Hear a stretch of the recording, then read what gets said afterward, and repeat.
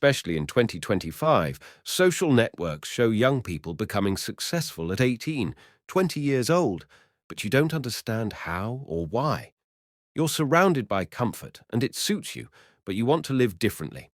Travel, play sports, earn well, have a loved one by your side. Today, I'll give you several pieces of advice. What is most important to know at 20, how to find your life's work, how to be happy and enjoy the process. If you apply all this, I promise you'll become more productive, understand what to do, discover what you love, and, most importantly, be happy. Chapter 1. The Identity Laboratory.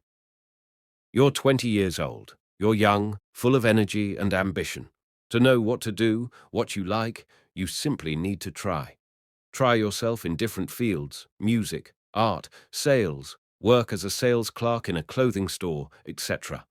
Try different things. You don't know what you like or who you want to become because you know nothing about the world and its activities.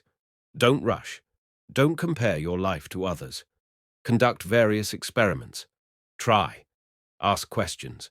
Be curious. Please, don't hurry. You have time to try different directions.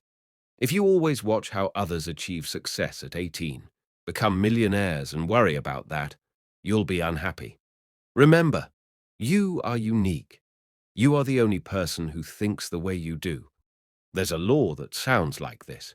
Mistakes are typical and repeatable, while success is unique for everyone. Using the identity laboratory method, you can find out what you like based on how you feel during each trial. That covers finding your life's work. Now apply experiments to your personal identity. The identity laboratory method is an approach to self-development where you fit on and test different versions of your personality, just as a scientist tests hypotheses in a lab.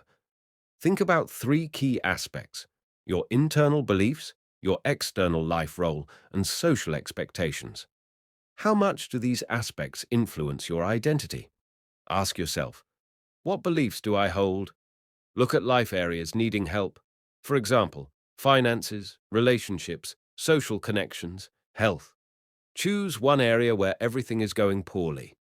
Write down all your beliefs about that area of life. Write what you truly think and feel, not what would be more correct.